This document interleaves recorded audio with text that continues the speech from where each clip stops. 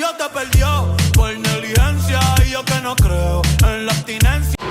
right, welcome back to another episode of Tortorisi Podcast. Today, I'm joined by David. Sir. If you want to introduce yourself and give the people a little about what you do, Right. that type of thing. I'm David Perilla. I work with Premier Lending Corp as a mortgage loan officer. Purchases, refinances, anything you guys need. I'm here to help you guys in any financial way. Awesome. So kind of like for the people that want to get into the fields, what would you say the process is like to get your licensing? So when it comes to getting your licensing, you have to be very disciplined in the sense of, and you also have to have the ability to try things over again because the test is not easy. The MLO test. Okay. I'm not gonna lie to you guys. I went to Gold Coast. Shout out to Bill Benson. He was my teacher. He was a great teacher. What it was is I think it's like a 20-hour course. For me, it was a 3-day thing, right? And then I picked up the notes I needed to pick up on. My professor Bill Benson actually offered a extra perk, I would say, like an extra course that you can take if you want to get ready for the test. Okay. And I purchased that, and I also did the extra study curriculum that Gold Coast offered. So if I were to do it all over again, I would do the same thing. I'll just go to Gold Coast. If you guys are looking to get your license, go to Gold Coast and try to get Bill Benson as your teacher. You're gonna thank me later. Yeah. And then I know coming out of the fields, like after you get your licensing and all that, you probably get swarmed with people trying to hit you up and recruiting you. So what was that process like for you? That process was actually very smooth for me. The reason why is because, thankfully to my mom, she's actually been in the real estate business prior to me, but she was never a mortgage loan officer. She was just a real estate agent. But okay. I would say she never put her license. She never was like all in with the real estate, but because of her background, she has people that already are mortgage loan officers that she knows that would have been a good fit for me. I'm her son, so she's obviously going to put me in the best position for me to win. So she met my boss Johanny on the golf course, and she said, "Hey, my son is actually looking to get his license. So let's get let's try and get him in a room and give him some pointers, let him know what to expect after he gets his license." And that's exactly what happened. I went to the office. I met Johanny for the first time, and I met Manny, which is my other boss. There's 2 owners in Premier Lending Corp, Johanny and Manny. I mean, both guys are amazing. I love where I work at. So for me, it was easy because it was more like I already had a sponsor ready for me. It was more like get your licensing, and then we got you already. Mm-hmm. That's important. Yeah. Finding the right people to surround yourself with. But I know for most people, it won't ever be that way. Like they just get their licensing, and then now they're scoping the scenes out. If I didn't have my mom to guide me or like to tell me like, hey, this guy is good, I would have probably just went to multiple interviews and just see who offers me the most for my value too. Because obviously, even when I got hired with Premier Lending Corp, there were other mortgage companies offering me a higher compensation. They're like, hey, we'll pay you more per loan.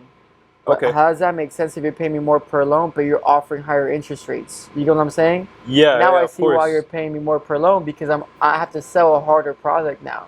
Mm-hmm. So like obviously you should pay me more per loan. Plays a exactly. factor. Yeah. And the fact that Premier Lending Corp has an office, like a physical office, most of these guys were saying like, hey dude, we'll give you 2 points, whatever it is. You keep your full comp, but it's all like internet based. I'm good with internet. I'm very tech savvy. Like I'm a 96-year-old. Like I was born in 1996. So I'm fairly, like, I would say I came in through the internet era pretty well, and I know how to work things like computers and Macs. But I like what we're doing right now. Yeah, I feel like the in-person is better, and too, having like a physical office, it's easier just to lock in and get your stuff done. And there's nothing like being next to somebody who's been doing it for multiple years, like Johanny and Manny and even Juan, all the guys up there. I'm the youngest loan officer, I think. I'm pretty sure I'm the youngest loan officer there. Yeah. Okay. All the guys there have been doing it for quite some time, and there's nothing like soaking in knowledge from people in person, because over the phone and through Zoom, it's still good, but it's not the same. Yeah. That's another reason why I went with them. And it's also motivating too to see people, 100%. That are successful in that field, and you're able to just see that on a daily basis. So it kind of motivates you just to work. 'Cause I know when I walk in and see Michael, for example, like that's motivating for me. Yeah. And just being able to see that type of stuff. Yeah, yeah. Now, for the people, I know you mentioned it a little bit. People that don't know, what is a point? A point? Yeah. Like you're talking about, like in what sense though? Just like the points in the loans, for example.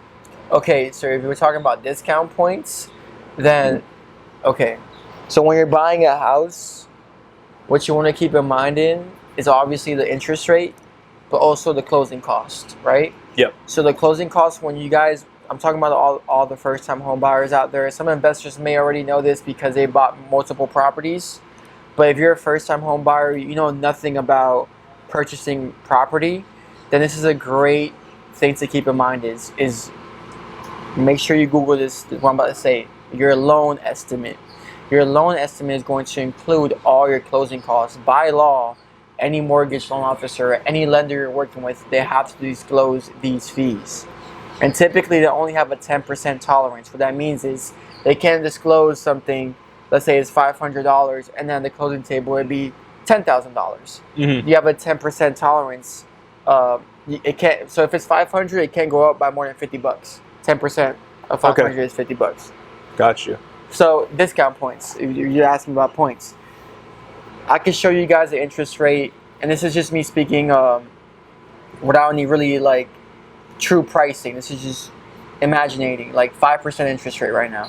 I can say, I can offer you a 5% interest rate verbally or over the phone or via email, and then when you get your loan estimate, you see your loan estimate, and there's points like you just mentioned, and there's like 5,000, 10,000 points. I'm not gonna drop any names for any mortgage companies, but there's the big mortgage companies. I've had loan estimates come from them, like the borrowers who are working with them come to me and be like, hey David, I'm working with so-and-so, here's my loan estimate, can you do something better? And what I've noticed always, like 9 times out of 10, is that they're always charging discount points. Okay. Exactly what you just mentioned. And that could get pricey. So with Premier Lending Corp, since we're a wholesale lender, we're pushing volume out every month. We get more for our deals, as in our lenders are offering lower interest rates simply because we're pushing out more volume.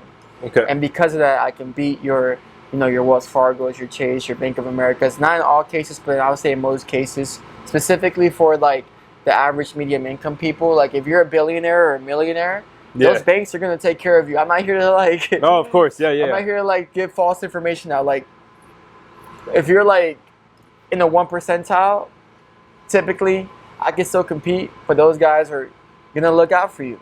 But if you're like 99% of the people who are just, in the average medium income, things like that, most of the time you guys are gonna get overcharged for your interest rate. With us, I've been many times before. I just closed a deal with a chef at the Hard Rock. Okay. And he was being charged like $3,000 in discount points with a 6.2 interest rate. I was able to get him a 5.9 with half the cost. Damn.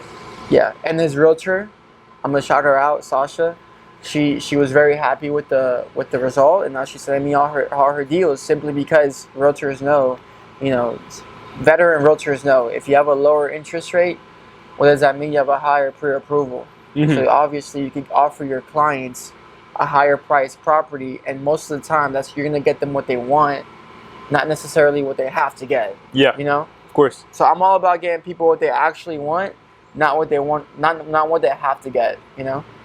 That's true, because I feel like a lot of people are forced into having what they have to get versus what they want. In their mind, they want that 4-bedroom, 3-bathroom house, but because their interest rate is so high, their affordability shrinks a little bit. Yeah. They have to get that 2-2. And that little bit too, that makes a difference too. Exactly. Yeah. It makes, over the life of your loan, lowering your interest rate by even half a point saves you a ton of money, like thousands and thousands of money. You guys just have to go on Google and put a amortization table, and you'll see like it's huge savings. Yeah, it definitely adds up over time. It's something that you guys should definitely look into doing. It's 30 years. That's with anything though. Like anything, it starts adding up over time. Yeah, of course. Easily.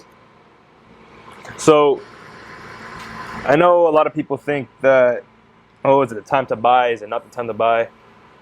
What are rates looking like now in the month of February? Closing February, the month of February. what's today's date? 25th. Or, yeah, 26th. It really all depends on the amount of down. Okay, this is what determines your interest rate. Your credit score, of course it does. Your down payment, whether you're putting 3% or 5% or maybe even 20%, right? What else? The type of occupancy. Are you going to be living there as your primary residence? Is this going to be your second home? Is this going to be your investment property? Okay. You know, and just like how I put it, like primary, best interest rate. Second home and investment, it goes down, it goes high. Like your interest rate goes up a bit. What else? Credit, down payment, occupancy, and I will also have to say DTI. If your debt to income is over 40%, your interest rate might take a hit. Okay? So what does that mean? Your income versus your expenses. If your income is $10,000, but your expenses, as in your car payments, your credit cards, your personal loans, your student debt, are $5,000, that just cuts your income in half, right? You only have $5,000 to work with now, correct? So out of those $5,000, if you're a first-time home buyer, you're buying a primary residence, you only have roughly about $2,500 to work with, and that's the ceiling, because they don't want your remaining income. What the lenders don't want to do is just use that all for your mortgage. Obviously, you have to pay utilities, your car insurance, your cigars, your beers, you know, like all the little expenses that go into like day-to-day expenses. Yeah, so it all makes sense if you really think about it. It all makes sense in terms of you want to use the remaining income, and they don't want to take up too much of your income. 50% is at the ceiling, and FHA, it's a bit more lenient, but we could talk about that later. FHA versus conventional. Okay. But I always tell people, hey, if your debt versus your income that's the remaining balance of that, cut that in half. That's the max mortgage payment you can afford. Gotcha. I mean, if you want to dive into that too, like, because my next question was going to be, what are the factors that play into getting approved, which you kind of already just went over. Yeah. So for the people that don't know, what is the difference between an FHA and a conventional loan? So FHA and conventional. I'll tell you right now. Just gonna light the cigar up a bit. Oh no, it just fell. Most importantly, people have this myth that FHA is for first-time home buyers, and it's not. It's not. It's not. Oh, wow. It's just for people that don't have a current FHA loan right now. As long as you don't have an active FHA loan, and let me just let that sit there for a second. If you don't have an FHA loan at the moment and you're looking to move into a primary residence, you can buy FHA. Does that make sense? Like if you don't have a house at the moment, like you're renting. Yeah, you're in a lease, or you already bought property prior to. Like you've already have maybe loans. So you bought a house. What if you took an FHA loan on that house? You sold that house, but now you're renting. Perfect example. Yes, if you took an FHA loan, you sold it, and now you're renting. Yes, you could go back to FHA. And what I love about FHA is the DTI, like the debt to income flexibility, I should say. Because with conventional, it's a hard stop at 50%. Like 50%. And then back to my example: $10,000 income, $5,000 expense. You have $5,000 to work with. $25,000 is your maximum mortgage payment, period, with conventional.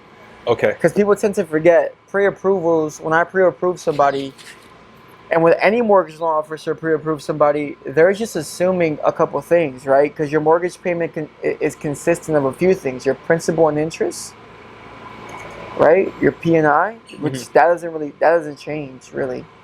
Because if you have a 30-year fix, your principal and interest is fixed. But what can change, and what probably will change, is your taxes. I tell all my clients, because I could be a very deceitful, I would say, mortgage loan officer, and say, hey, your taxes are this much, and they're not going to change. You're good to go. Yeah. I always tell people, when you buy your first property, your taxes will go up.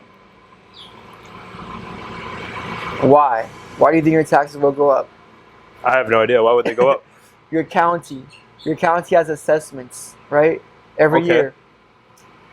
So because of the county, your taxes could change. However, if you file for, and I'm not a tax expert, or like, I'm not like, this is not my realm, but I know a little bit enough to advise people like, hey, file for homestead exemption. If you're buying this as your primary residence, I would file for homestead exemption, just so your taxes don't take that much of a hit, you know? Okay. I know I'm familiar with the homestead. Exactly. Exemption. There's other exemptions, but I don't want to talk about things I don't know, because I don't want to be, that guy that gets, gunpoint. People be like, oh, but you told me this. Yeah, they'll start commenting on the comments. Be like, yeah, he told me this. Like, I like talking about what I do know and what I don't know. I just say, hey, here's a guy I do know that knows about it. Talk to him. Like, when people talk to me about what properties they should buy or how the market's looking, I say, hey, talk to my realtor. Most cases, Michael Rabin. He'll get you. He'll inform you about that. He's behind the scenes right now. He's working, doing some work over there too. We'll have him pop in for a quick little scene in a little bit. But yeah, he's behind the scenes right now. So your taxes, right, and your homeowner's insurance, as well as your HOA. Like my mom's HOA, she's been living in the same neighborhood for like 10 plus years. Her HOA has went up since then, like not by a lot, but I think we started with $200. Now we're at $333. Wow. So as the years go by, I can't control that. That comes into your mortgage payment, right? Mm-hmm. So the good news about it is that when you qualify for a mortgage, let's say your taxes go up and your HOA goes up, they don't like qualify you every year. Once you buy that house at that like price point, that monthly payment, even if you lose your job, they're not going to call you and say, hey, you lost your job, you don't qualify for this home. No, that's your property. You have to find ways to make it work. Does that make sense? Yeah, totally does make sense. That's why I tell people, and I'm not going on a tangent, but that's why I tell people, like, when they ask me when is the right time to buy, I say when you can buy. When you are qualified to buy, you should buy. Especially if you have no property to your name. Like, if you don't own nothing to your name, you are eligible to buy, just buy. Because in the future, you don't know. You could lose your job. There could be a family emergency. You have to not pay your parents, expenses. But that has happened to me in the past. Mm-hmm. What else? You could, I already said you could lose your job. Your prices could go up in properties. Interest rates could go up. So why not just buy now when you're eligible to buy? That's true. Everything's always fluctuating. And look at it this way: if you buy now when you can buy, and rates go down, what happens? You just simply call me, or most of the cases I'll just call you, because I have a database where I know. Let's say I close your home right now for 7% interest rate, hypothetical, or 6%, whatever it is, and rates in 6 or 8 months go down to like 5. I'm gonna call you. Like, I have a trigger lead in my system to say, hey, call Alec. Okay. Make sure that you let him know that rates went down. It's in my benefit and in your benefit too to refinance. Yep. So it's more like you marry the house, you date the rate. That's it. So for the people that don't know too about refinancing, what does that process kind of look like? It's way easier than buying a house. Okay. Let me tell you why. In my opinion, it's easier. And just the first thought that comes to mind is your equity. Like, buying a house is almost like opening up a savings account with higher interest yield.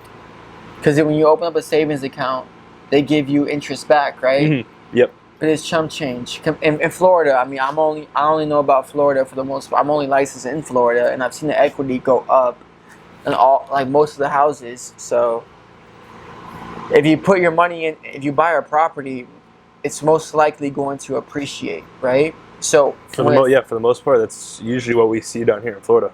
It's always appreciating. It's always appreciating. So as your property appreciates, that appreciation isn't benefiting anybody but the homeowner, you who bought the house. Yeah. Right? So when you refinance, let's say you're in a pickle. Let's say when you bought the house, you were debt-free, you were good, everything, your life was going perfect. Yeah. Rates went down, and now it's time to refinance. But damn, Alec, now you have like a car note. Now you have like a whole bunch of loans that you took out to help your mom out with her bills. Now you have other like miscellaneous like bills. Don't worry about it. Because of your equity, we're now going to able to delete that, include that in your refinance, and consolidate your debt essentially. So now, interesting. Most of the time, especially credit card debt, that's why I see a lot of people go into, like, most of the time, 9 times out of 10, and from my experience, people have a ton of credit card debt. December comes around, everyone has to buy gifts for their family members. We got big families, so here comes a credit card, right? Yeah, of course.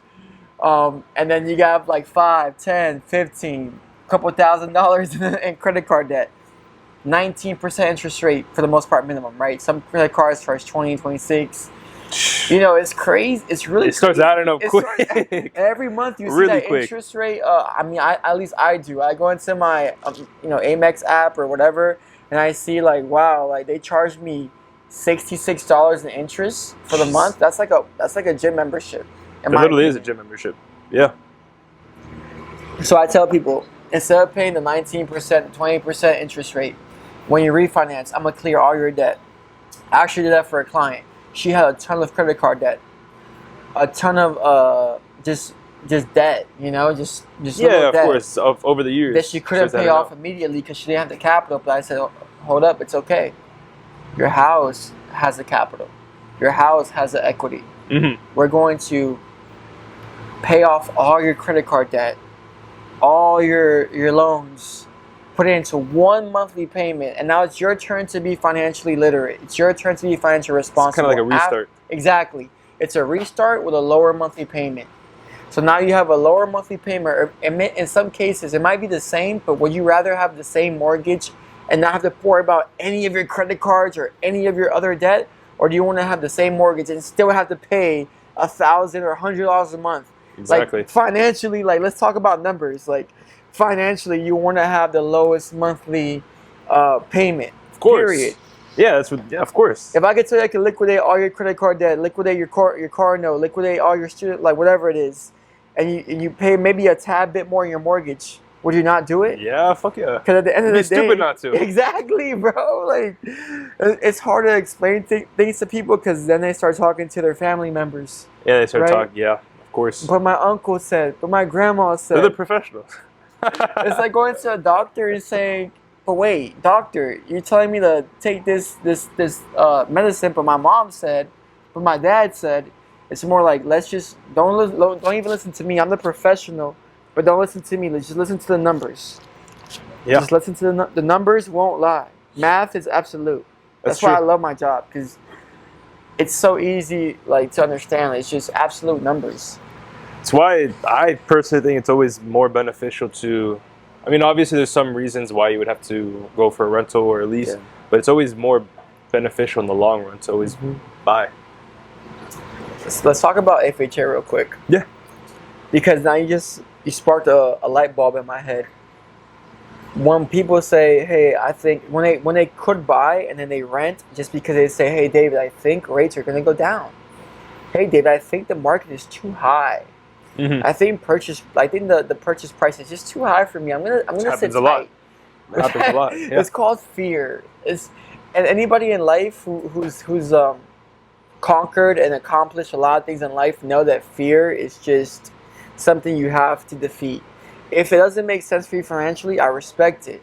Yeah. Of course, you can't afford this. You're going to be in a bad situation. I'll be the first one to tell you, don't do it. People have called me saying, hey, can you do a home equity line of credit, like HELOC? I said, let's think about that first, because I could be here convincing you to buy a property all the time. But I'm not going to do that if it's going to put you in a bad situation, because my job is all based on referrals. If I don't do good by you, my face, my name will be tarnished. Yeah. And then nobody will want to work with me. But if I do good by you, you have family, don't you? You have your dad, your mom, your uncles, your sisters, your friends, your girlfriend, your boyfriend. If I do good by you, I'm hoping and expecting like referrals. That's how I work, and that's why I've been so successful. So let's go back to the FHA topic. Yeah.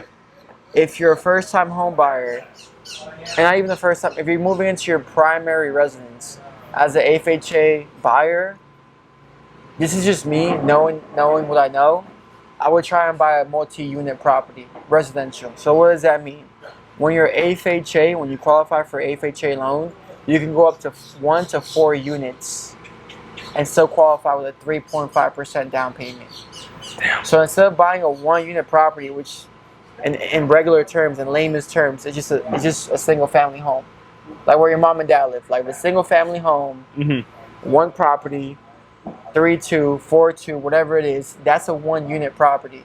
But when you start adding doors, that means having tenants, that means having passive income, that becomes a multi-unit property. So 1 to 2 to 3 to 4 units, 4 doors, 4 different people, 4 different families. You can get an FHA loan for a 3.5% down payment. So yeah, so for the FHA 4 unit, you have 3 other people, like 3 other tenants paying your mortgage. So it makes just sense financially, especially for someone who is like worried about, oh my God, am I going to make the mortgage payment? Like this mortgage payment's a little bit higher than my rent. Am I going to make it? Yeah. Well, dude, just buy a duplex. Now you have somebody pitching in. It's like almost like having a roommate that isn't living with you, essentially, because they're in a different different units. So you don't see the person every day. You live in different 4 walls, but that person is paying your mortgage. And you're doing something good for the community because you're offering a lower rent. You're offering this person who might not be qualified to buy yet, you're offering them a lower monthly payment for their housing. So you're doing good for the community and you're doing good for your pockets. So in my opinion, it's a no-brainer. Duplex, a triplex, or quadplex, it's a no-brainer, you know. And I'm actually working a deal right now with one of my friends, Julian Barcelo, a really good guy, 4-unit property with my boy Juan Vargas. He's my pre-approved client. So when I have pre-approved clients, I try and get them with my realtors like Michael Rabin, Julian, Olivia Romer, whoever it can be, just to make the deal like work easier. Because imagine if you're the listing agent, you're the one that's selling the house in behalf of the sellers. I'm the mortgage loan officer. You already know I do good business, and I have a buyer that I have pre-approved. I just facilitate the deal way easier. Of course. Exactly. So that's what I'm in right now. I love it. You're dropping some major tips for people. Yeah, here. And people gotta hit the replay button. Yeah. This is a big replay button right now. They gotta You're giving free game to people. Free game, but it's because you're having me here. Your podcast is always lit. Like I like what you got going on with Michael. So like, of course, why would I dropping not? the free game. Yeah. You guys need to hit them up. Get your pre-approval. Get all that stuff done. Come on. Get your pre-approval game up. Quit playing. Quit playing. Oh my gosh. Yeah, man. All right, so now that we got pretty much all the types of loans, we went over FHA and conventional. How important do you think credit is? Very. Not just in mortgages, though, just in life. Yeah, this is more. Let's this is just more talk like about in life. Yeah, more in life. Because mortgages, your credit is important, duh. But just talk about life. If you're gonna rent, get a lease. Let's just say I don't even benefit from renting or talking about renting, but I'm just gonna talk about renting just because that's how important credit is. Even if you're renting, I've rented before. You need to have good credit to have a low deposit, a low whatever it's called, first month, last month. If you have an 800 versus if you have a 500, the landlord is not gonna trust the 500 more than the 800 credit score. Yeah, of course. Yeah, if you're the landlord, you're paying the 800 every day. Exactly. So and every day. So you want to credit is just good in general. Your lower interest. I hate paying interest, bro. I just don't. I personally don't like term interest. So if I can have my credit score as high as it can possibly be, and I can have the lowest interest rate, I'm happy with that because at least I know I'm getting the best it's available. The best that could possibly be. Comes to my cars, comes to my house, comes to everything. Like interest rate is everything to me, and monthly payment too. But credit is so key. And I want to talk about my friend Rayon Anwar on Instagram. It's called Credit Credit Jesus, I believe. Okay. He's really good, and he's really the credit Jesus. Let's just say that, because he dropped like tips on his Instagram and stuff. Yes, he drops multiple tips on Instagram. Does really good videos. Does really good work. Like, it's one thing being a TikToker and a social media guy, but are you really going to deliver results? Making a difference in people's lives. I could go on Instagram all day. But think about this, guys, because you might come across a mortgage loan officer that's talking about it all day. It has a microphone in his face and he's just talking to you, just talking about mortgages. But is he really busy? Because if he was busy, he might not have the time to be doing that type of stuff. Exactly.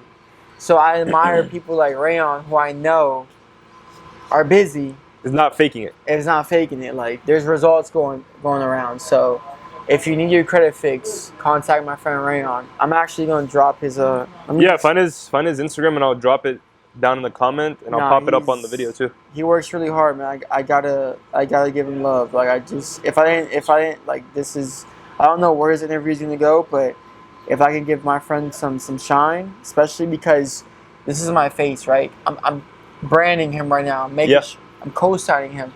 I know he's good. I wouldn't talk about it if he wasn't good. BIGKIARAY,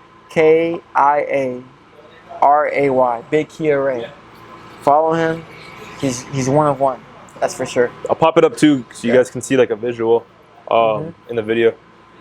Credit, very important. Do you have a preferred credit card you go with, or Amex. banking institution? I like Amex because they always, if I dispute something, they take care of it. If I'm in the airport, they have that lounge. Yeah. So it's like, what is it, the Platinum Lounge? Exactly. They got me with the points too, like free flights. I like to travel a lot too. Like, lately I haven't been traveling. I've just been working nonstop. Yeah. But traveling is in the books soon, as long as I get my plan a trip. Right. We gotta plan a trip. We'll all go. Yeah, we gotta go on the trip because I have been burnt out, man. This is like a good experience for me. Bro, so let's talk about that. I know people that just work, and they don't take that time, that maybe like a 1 week nice vacation just to, just chill, take your mind off things. You need it. I think you personally need it. Yeah, you need that, especially if you're working as hard as you think you are. Like, when I say that, a lot of people think 40 hours a week, 5 days a week is hard work, and it is. And it is. But sometimes I'm basically an entrepreneur, so are you, so you can relate. We don't clock in and then clock. People that clock out, they're done. Oh, done. They're done for the day. Go back home, put some Netflix on. They're done for the day. They're done. Bro, I'm working probably 16 hour, 15, 16, 17 hour days. But why do you do it though? Bro, I want financial freedom. Exactly. Why do I do it? Because I want the same thing you want. Exactly. But you get burnt out. Yeah, you do. That's why I think it's important. I'm already taking a 1 week cruise in April. Good. Just to take my mind. So that's why I'm locked in right now. I'm just going to keep going until that point, and I know I can just chill that whole week. I'm going to just say it now on your podcast. If there's any upcoming loan officers who want to learn the ropes, who want to know more, who want to be successful, I will teach you. Yeah. I will tell you how to. I'm taking openings for assistance. Just because it's taking that much time on my hands, and I want to deliver the best service for my clients. Like, I want my clients to never have to worry about, and to this day I do it. If I get a phone call right now, I'm going to answer it, even though we're on the podcast. Yeah, of course. I have to, right? It's like same thing with me. If I see my phone ringing to an important one of my clients, I have to answer. I have to answer. So, but I don't want to take away time from other things that I could be growing in my business. Bro, you guys basically have a cheat code right now. He has the clients, he has the knowledge, he has everything. Yeah. It'd be stupid not to take up that offer if you want to get in the fields. Get in the field, come work with Premier Lending Corp. Let me be your mentor. Yeah. And you will thank me later. Exactly. Yeah, you will make money, you will learn, you will be better. And I'm not here to try and keep somebody as my assistant for life. I'm trying to make you know what I know, you do what I do, and then you go fly and you flap your wings. Because I know for us, our biggest asset is time. Yeah. That's huge. People call me, people have texted me late night, 9 p.m. to 10 p.m. We're at dinner, my girlfriend. Sometimes she's like, do you really have to answer? Depending if it's Michael Rabin, I'm going to answer. If it's somebody else, Hey man, I might not answer. I'm You just brush kidding. it, brush it under the mat real quick. There's the priority list, the VIP list. You know, once you enter that, and I'm just being completely blunt. No, and the same way. There's people out there. My realtors, I always get back to them no matter what. If you're a realtor, unless I'm like out of the country, or like completely like not like not near my phone, working, like no signal. Exactly. Yeah. I'm gonna answer your call because we're a team at the end of the day. Without a realtor, where's my business? Yeah. Without a good mortgage loan officer, where's your check? Because at the end of the day, you can get your buyer approved or offer accepted, but who is going to deliver the financing? You have to have somebody who you trust. So with Sasha, her lender wasn't approving. He couldn't close the deal. Like he couldn't close it, right? So it's huge. This is a true story. Sasha called Michael Rabin. She said, "Hey, I saw you close a deal in the last couple of months in this area, in the same exact condo association. My current lender cannot close the deal. Who did you use?" Michael, being the good realtor that he is, called me and said, "Hey, dude, I have a realtor." She called me. She said, her lender can't do the deal, but me and you closed the deal 2 months ago. So he put the pieces together, got me in touch with Sasha, cleared the close in 3 days. If you don't believe it, check my Instagram at DP Loans. I posted it, and then Sasha knows. 3 days, clear the close, appraisal transferred, everything easy, smooth sailing. The guy's happy. He has a house. And I'm sure he's probably going to give referrals too. Exactly. So it's like the referrals are already coming in. It's like you want to work with the best. And then she's going to send you now every single one of her clients. Exactly. That's just how it works in real estate. You just save. She works so hard because at the end of the day, realtors got Lee, man. Like, I can't picture myself being a realtor because realtors work the hardest. Like, yeah. If I'm being honest, if I'm being completely honest, realtors have to waste their time, their gas, their voice, their like patience. Well, tell me about it. Like, realtors work the hardest. I worked at showing places, fucking driving around everywhere. I didn't see a check for the 6-7 months that I was doing real estate. So this is why I value my realtors, because if you give me a purchase contract, I already know just to get the purchase contract, you had to work hours. Like, hours you didn't have to work. Like, hours you much rather would have been at the house chilling. Bro, because then been out and about. Even with showings and stuff too, like. And all the dead leads, that realtors get, like all the people that like say, "Yeah, I'm ready. Yeah, let's do it. Mm-hmm. Yeah, I got the money." And at the end of the day, they come up short, right? It's okay, like whatever. Like if that's you, like it is what it is. But realtors, you guys have my utmost respect because my job is, in a sense, a little bit easier than yours. I'll be real. And that's why I try my best to always deliver, because some mortgage loan officers don't believe that. They believe that they work harder than realtors. They truly believe that. They believe that their job is harder than the realtor job.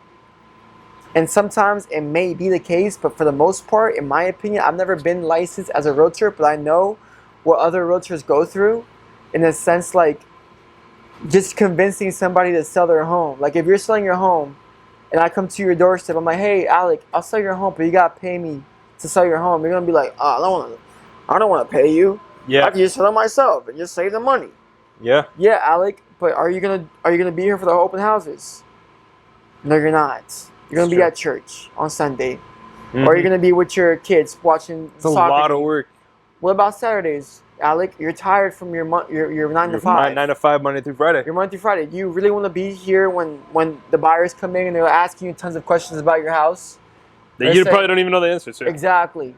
So realtors, like, cheers to you, kudos to you, thank you for you, because people have to understand, sellers have to understand, realtors bring value to you. There's a ton of realtors that don't, but if you want to know who does bring value to you, reach out to me. I'll put you in touch with good realtors. And most of the time, realtors do a good job. They get the job done. They get the job done, bro. Like, easily. Somebody needs to, it's like almost like in the music industry, like the producers don't ever get acknowledged, just the artists. That's true. Just and the producers Drake, put in the most work. right? Drake, Kendrick, J. Cole. Yeah. But who made the beat? That's true. Who produced the beat? You don't ever hear about the producer at all. Who produced the purchase contract? The realtor. Like, come on, man. Like, they need to get love too. Shout out to the realtors out there, man. You guys, I love y'all. I really do. So, I like to ask this question too, since we're getting closer to the end now. What are some hobbies that you do outside of, work? I play basketball, and I make music. That's why I had that whole music analogy. So, I've been making music since I was 2018. Wow. I released my first song around that time just because I was going through a lot of family hardship, and I couldn't afford a therapist. So, just music was a way to express. Like, music is art, just like painting, drawing, just journaling. Well, I think music is in a way journaling. It is. With take rhythm. out your notebook. Yeah, it's journaling with rhythm. That's all it is. Like, exactly. And if you have the journaling side more than the rhythm side, you're better off because the lyrics are always gonna hit harder than the rhythm. The rhythm is just. Look at Drake. Yeah, exactly. Drake is 101. Yeah, literally 101. I love Drake. To be real, I told my girl like she didn't like Drake at first, but I said, look, we have to start listening to more Drake. Maybe not his new stuff. His new stuff is still great, but yeah, it's not like the old Drake. Like we're talking about, like damn, you got a lot of patience. My girl if you're said reading she this didn't is like Drake. Late. Fuck. Huh? Said my girl said she didn't like Drake. Damn. She didn't like Drake. Damn. I know my girl likes country music a lot. Okay. Dermot Kennedy is really good. Dermot Kennedy, I like him a lot. I like country too. Not many people know. I shouldn't say no one because Dermot Kennedy is huge, and his song probably plays in public. You just don't know. I've been in public, so I'm like, oh my god. That's Dermot Kennedy. How you know you made it if you played in public. You made it, bro. Like, I've been at the Hard Rock, and I'm like, okay, like Dermot Kennedy's playing, but he's a true artist. Drake is so special because he's an artist, but he's also a public figure. There's a difference between being a musician, huge public figure, and being a celebrity. Dermot Kennedy is not trying to be a celebrity. He's just like, yo, I'm here for my music. He wants his check, puts his art together, wants his check, and he lives even without his check. Because I got Dermot Kennedy used to be busking. He used to go in the streets, put his guitar out, play his guitar, and people just. That's just shows that he has a love for making music. When people do that, I'm a very emotional person. I don't show it all the time, but when people put their there's a term for it. They wear their heart on their sleeve. Yep. I respect that. Like, you not only do you practice what you preach, but you emotionally practice as well. Like, you're also emotionally attached to the art. So Dermot Kennedy is one of those artists that I look up to. I'm like, wow, like you are doing exactly what you sing about. Some artists, like, I'm not trying to throw no like of course. This is for, like, let's say you say 21 Savage. He said like. I love 21 Savage because on his Instagram Live, he once said, like, when the cops pull up behind me, I'm definitely going to stop. Because there's songs where he's like, if the cops pull behind me, I'm doing the dash. Like, if you see cops trying to pull you over, you're going to stop, bro. Like, you're not taking them on a high speed You're not taking them on a high speed. Not happening. On the rap song, you're going to say that. Of course. But Dermot Kennedy is the type of artist that wouldn't even say it on the song. Like, anything he says doesn't lie. He doesn't, like, no cap in his songs. No, there's no cap. There's like all facts. That's good. That's why I like some country music a lot too because I fuck with country. Lots of it comes from the heart, Hip hop too, but sometimes it's not. Yeah, just like country is like good when you're out just chilling. You're not gonna listen to rap if you're out by the water just chilling. Yeah. But basketball too. I love playing basketball. I play basketball with Michael. We're having Lifestyle Realty is actually having a tournament. I'm saying like how we play basketball together. Oh yeah, it's got April or October.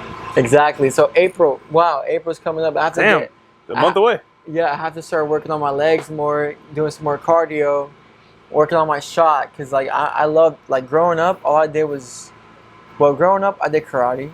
I was really successful in karate. I had like a grand champion 3 times in the state of Florida. I still have my trophies. Anyone wants to verify that, we can come to my studio next time and you can take a video of my trophies.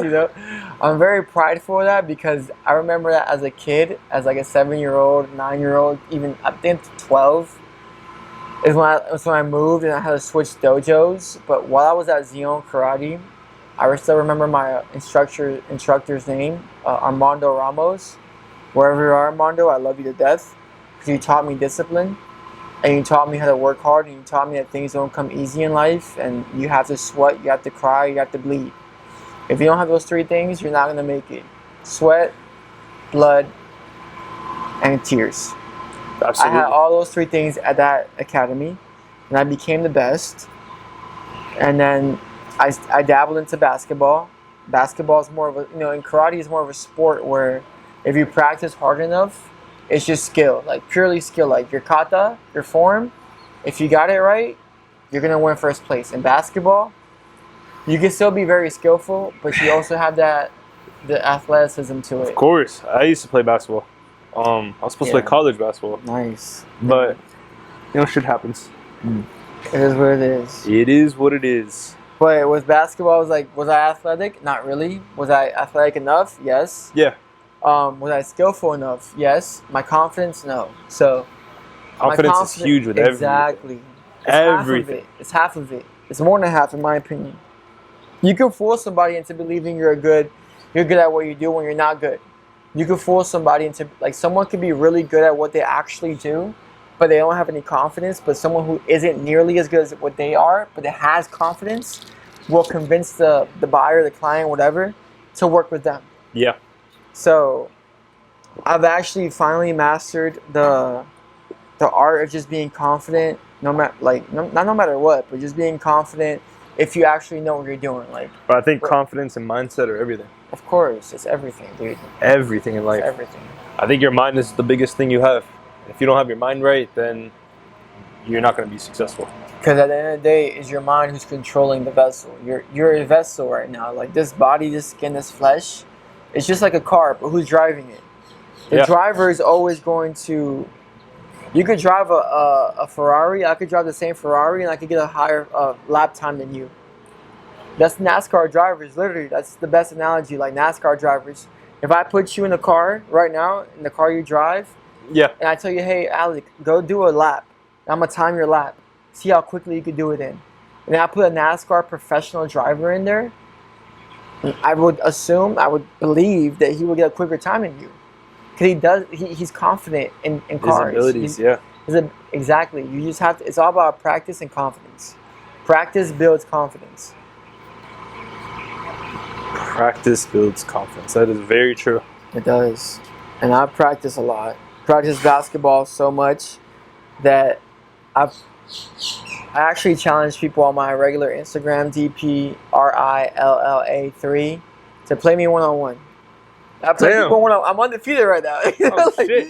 I'm looking for that challenge. So if you think you could beat me one-on-one in basketball, we could do it. And I'm gonna be at the Lifestyle Realty event too, representing Michael Rabin and Majiel, the owner of the Fort Lauderdale branch. Fort Lauderdale branch. Yeah. She's amazing too. She's super cool.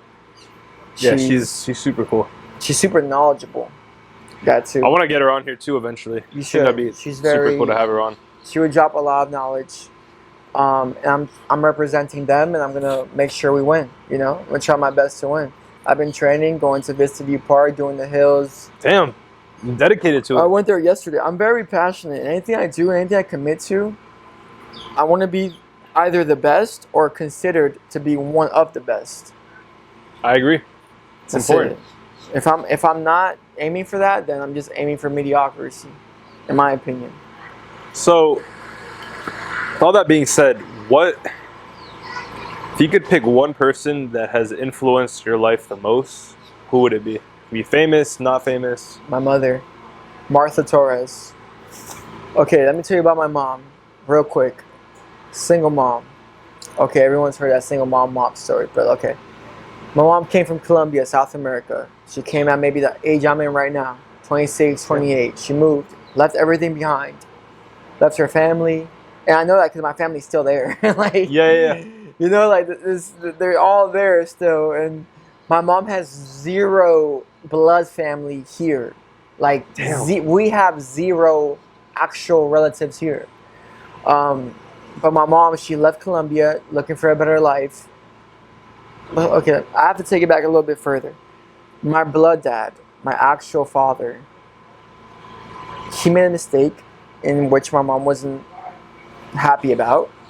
So she said, I'm not gonna raise my child with you as a father. I'm gonna raise it with somebody else. She met that somebody else. Mm-hmm. And that somebody else told her, I have a family in USA. Let's go over there. We'll spend some time there. We'll bring David. I was like 1 year old. Like I was a baby. I was like a couple months old. And we'll make it work. So we all go together. I was already born in Colombia. We go to over here in Miami. And you know, my stepfather's family just couldn't stand, I guess, a baby in the house. I was being too loud, being too needy. Yeah. You know, and I respect that. Like in hindsight, like if I'm offering you a place to stay for free or whatever it is, I don't want to like have a baby. I already have babies. Like, why do you have to bring a baby? Like, it's a lot of work. Maybe some families would have been like, we'll let it ride. But I'm happy that they sent me back. I'm happy. Like now, I'm happy that my mom and dad were like, look, we have to send David back. We don't have a place to call our own. We're living in somebody else's property. And I'm a very, my personality type even now, like I'm very like needy, and I know I'm high maintenance. So like, you know, nobody wants to deal with that, you know. So like, yeah, of course. So like, my parents shipped me back to my grandparents for like maybe a year and a half, and I loved that. Like that was a great time. My grandparents loved it. You know, I was too young to know what was going on. Yeah, of course. Like I'm less than 4 years old. You know, like I don't know what's going on. Like, damn. So I'm back in Colombia. My mom calls me every other day, whatever. My mom gets an efficiency. She gets a nice little apartment in Sunny Isles, a 1-1. Okay. Ships me back home. I'm back home. I'm living with my mom and my dad, and I'm sleeping on the couch. For like a couple years, I'm sleeping on an actual couch. As I got older, I figured, wow, that was a couch. Because when I was a kid, like I was like 3 or 4. I was in pre-K. I did kindergarten here. I did pre-K and kindergarten here. But during that time, I was thinking to myself, this is actually, I like it. Like, I didn't know, like, you know, as you're a child, you don't know that you're sleeping on the couch. Like, if you're an adult and you sleep on the couch, like, wow, I'm sleeping on the couch. Like, as a kid, you don't know the difference. Yeah, like, you're on the couch, like, wow, I'm rock bottom. Like, this is horrible. But not really. Like, you be thankful you have a couch. Even a place to stay. There's some people on the street, bro. On the actual street underneath the bridge right now. Yeah. Struggling. Like, that's dying. rock bottom. Like, that's rock bottom. I had a couch. Cool, whatever. Life goes on. My mom gets a townhome. Life goes on. My mom gets a 4-2 in a gated neighborhood. Damn.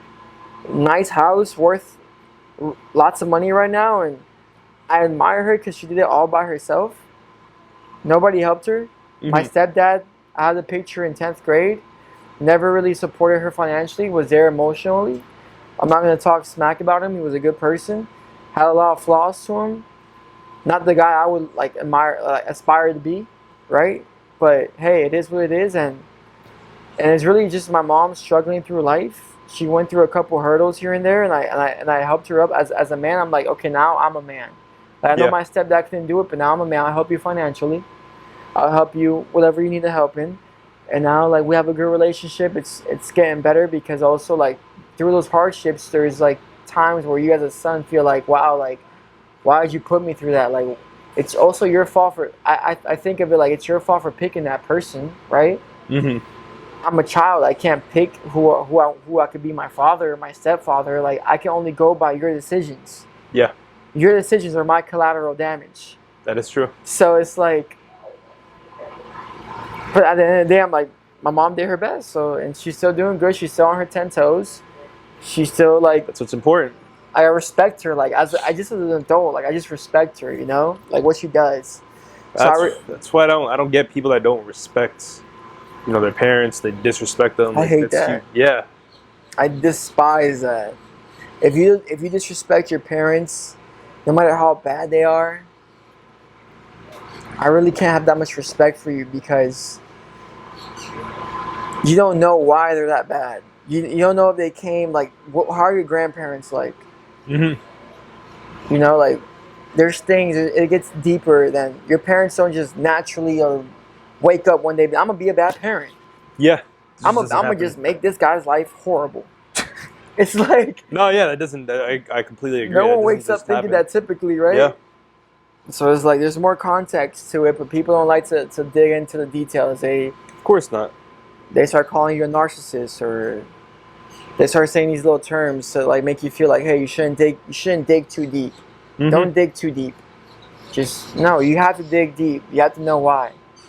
Answers, you know. Well, all right. Well, now we get to the fun part. Okay. With everything being talked about, what is your dream car? Ferrari. I don't know what it is about Ferraris, dude, but they're just beautiful. so fast. I'm a fast human being. I like things done quickly, and I move quickly. I like to reply to people quickly. I like to get things done quickly. So the car that could best represent me is the fastest car. So maybe Ferrari is not the fastest car right now, but growing up, I always thought it was. So I have that stigma in my head, like, you know what? If I'm in a Ferrari, like, You made it. I just get to it quickly. Yeah. You know, like, Yeah, I made of course. it, dude. So Fuck, Ferrari, yeah, they're beautiful. They number sound one. amazing too. they sound, they look. Yeah, everything about them. It's also just like the pedigree, right? I know Tesla has a protocol called the Tesla Roadster. Mm-hmm. It's supposed to be the fastest car, like 0 to 60 in 2.0 seconds. Yeah, that's all that. But But you don't get the same like the engine. You don't hear the like. It's just not the same. It doesn't hit the same. For yeah, me. it's. I would still get the Roadster if it was. I don't think it's out right now. No, yeah, I don't even think they're in. I mean, I production can't or afford to anything. get the Roadster right now, but I just said I would get the like I would be like, you know, no, but It's a eventually nice car, I though. will. Yeah, Ferrari. If I could pick a car right now, like, hey David, what car do you want? I want the Ferrari. Anyone, I don't. I want the Ferrari. I just want a Ferrari with a convertible top because I have a That's convertible clean. right now, Yeah, and I like popping my top. I like feeling the breeze in especially South down Florida. here. Yeah, You need that, you know. I take the top off my Jeep sometimes and Yeah. just do. Yeah, it's so nice just to be able to do that. It's a great feeling. So That's why I love living in Florida. yeah, It's the best. I love Florida, dude. Well, to close the podcast out, I ended it usually with this question. What would be your greatest piece of advice for entrepreneurs? So much. That's so. I get. Let me think. Of course, take your time. Greatest piece of advice for entrepreneurs. Surround yourself around entrepreneurs. Surround yourself around people who have already made what you want to make. Because I agree. it gets lonely, it gets dark in a time where all your friends are doing other things. In entrepreneur life, it's way more difficult than the 9-to-5 job. 9-to-5 job is so difficult. I did that life too. But at least you have hundreds of people in the same boat as you. As an entrepreneur, you're on a boat sailing by yourself. That is most of the time. true. You might have 2 or 3 people in there, and that could change. That could change your trajectory, your motivation. You wanna be on a boat with an entrepreneur who has a 100-foot yacht. If you can't go on that yacht just yet, go on the entrepreneur's yacht who doesn't have the 50-foot yacht. And I'm speaking as like a figure of speech. I'm not actually saying go on the boat, but like try your best to surround yourself around people who you admire and who you want to be like in the future. Like myself, I want to be like Johanny, right? I want to be like Manny. Those are the 2 owners of Premier Lending Corp. Yeah. I want to be like them. I want to produce like Jordan, the top producer at Premier Lending Corp, who I'm now competing with. A year ago, I was not even in his same tier. Now, he texts me, he's like, hey, if anybody's going to take the throne, I want it to be you. Yeah. Bro, shit changes fast, bro. Like, you have to make sure that surround yourself with you the right are people. around people who you want to be like or be better than. Because if you hang around with the guys and the girls who are just out and just, you know, doing things that aren't necessary or aren't going to lead you to success, you're going to walk their path. I promise you. You have to just watch your environment. Your habitat is everything. And what you're saying is absolutely true. Because for the past year, I was, doing 9 to 5, not doing shit. I would used to go home, watch Netflix with my ex, that type of thing. Month and a half ago, I was like, you know what, fuck it. Picked up a camera. I thought to myself, what can I do to provide to like these millionaires and entrepreneurs that's gonna bring value to them? And I'm like, all right, I'm good at social media. I'm good at editing. I'm good at videography, photography. Let me start doing that. And in a month and a half, I've tripled my income since last year. I'm surrounding myself around fucking fire ass people, like people that I aspire to be.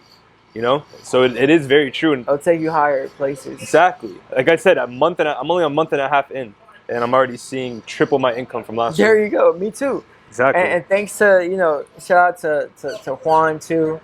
Juan from Premier Lending Corp, Manny, Johanny, all the guys, all the loan officers there. They're going on a day-to-day basis because these guys have families. That's the thing I admire the most. Like, what pushes me to the limit is that those 3 names I just named, they all have kids. Yeah, they all have wives. Yet they're still in the office every day, really. Sometimes earlier than me. So that kind of gets me like, challenges me. Like, yo, you're not single, but you have a girlfriend, but you don't have any kids. Yeah. You don't have a mortgage payment. Like, you don't have any crazy things going on. Like, major expenses. Like they have a whole family to support. You need to go harder than them. Yeah. You need to go you need to raise the bar higher. And I think I've brought that culture in my company in the sense that I'm trying to raise the bar as high as it could possibly go. Yeah. Just because that's not my nature. Like I wanna wherever environment I'm in, wherever people I come across, I want progress. Period. It's important. It's progress. Keep progressing in life because set your goals, fucking aim for them. Just keep going, keep working hard, stay disciplined. You'll reach everything you want to achieve in life. Mm-hmm. Simple. We're both still really young. Nothing but success. Nothing but success, but I also forgot to mention the most important thing in my life, and that's God. Absolutely. That's the spiritual aspect of things, because physical, mental, that can all get deteriorated. Your mental can get deteriorated as you age. Mm-hmm. Your mental becomes weaker. You get Alzheimer's. You get a whole bunch of diseases, right? As you age. Yes. Your body starts breaking down. But your spirit never breaks down. So that's what I try to cultivate the most is my spirit. I just came back from church, vibrant church, very good church here in Sunrise. Recommend if you're trying to get, and I'm not here trying to tell you hey, be all religious and stuff, because people have that. Even me just speaking about it makes me feel like I'm trying to be religious, but I'm not really that religious. I just like going to church because it feeds my spirit, and not many. It's like having restaurants. What's your favorite food? Italian food. Imagine you're in a city where there's no Italian restaurants. Damn. That's how I feel about religion and spirit. It's hard to actually find a good church, or it's hard to find a home where you feel like you're feeding your spirit. So when I find something, I tend to attract myself to it, and that essentially leads me to a higher level in my physical and my mental. Absolutely. I don't think you can accomplish anything in life without God by your side. God by your side and family. Yeah. You gotta have God. If you don't got God, then gotta find him. I'm gonna lap you. Exactly. You gotta find him. I'm going to lap you. Well, I think that's pretty much it for this episode. I know you dropped some crazy tips. Hope people can listen, because that's the whole point of this, is to inspire younger people to make the right steps to become financially free. And you dropped some fire tips. Thank you, bro. Thank you for having me. Of course. I love being on podcasts like this. This is my first podcast ever. For real? Ever. Damn. Ever. So cheers to that. Cheers, yes sir. Appreciate you for coming on. Thank you for having me on, for real. Awesome. Want to make a quick cameo? So this is the man, the myth, the legend right here. Mr. Michael. Michael Ravin. This is my business partner as well. My go-to realtor. We got some very special stuff going on. My boy.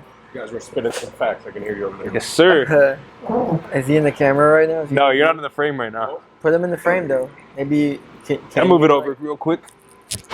Well, I heard a few things said about me. I appreciate it. Of course. Yeah. I reciprocate what I get. So, David, being the loan officer he is, that's something that helps my business excel. But you got to surround yourself with those facets, especially in my world too, because in this world, my reputation in real estate is the only thing I have. It's my work ethic is the behind the scenes stuff that my clients don't see. It's what I deliver on. That's really what drives that referral business that helps me. I don't even have business cards. You really don't, though. And I think I stay busier than 90% of most realtors, and it's just based on who I refer out, the facets that I don't control, like the loans and the insurance, those type of things. That's not my world. My world is delivering on a service. It's giving that product to someone that thinks it's unattainable. David makes it attainable for them, and I just connect the dots. It's really just a team. It is. You know, Yeah. Everybody has to play their role. Not everybody could do what everybody like is capable of doing. As in, like, I can't be the realtor, the insurance agent, the title company, all those aspects of life. When it comes to purchasing a house, you need to make sure you incorporate all the right people in that position. It's like a team. It is a The team. stronger team, the more you'll win. Simple as that. You know, and I think right now, the team, the two guys next to me, like, top tier team, and the title companies I deal with, the other realtors I deal with, you guys are amazing. You guys are great, and I wouldn't refer anybody to somebody who I didn't trust. You know, somebody who I didn't believe they could deliver, like Michael, deliver like the action. Like if I were a realtor, you know, I would try to be like you. You know, like, Yeah. Same Of goes course. for you. But I don't want to be in the finance world. I don't want to get too I much. want to be in the realtor Yeah. world. I don't want to get too much into detail with Michael because I want to save our episode because it's gonna be a very special episode. That'd be a fun So I don't one. want to dive too much into and pick Michael's brain yet. Good. Well, So I'm excited to be a part of this when it does come out. it's gonna be out Wednesday. So Let's get it. of course, All channels. you guys got a little. YouTube, Instagram. Yes, sir. You guys gonna get a quick cameo of him. This man has done a lot for me. Yeah. I look up to him a lot as well. But yeah, I'm not gonna dive into it too deep because I want to save it for our episode. I'll get in tears in that one. I'll be in my feels. I'll be in the background, just like soaking up the tears. They're bringing me tissues. Oh, All right, Thank guys. you for having me, for awesome. That's gonna be the end of this episode, and I'll see you guys Podcast next out. week. Yes, sir.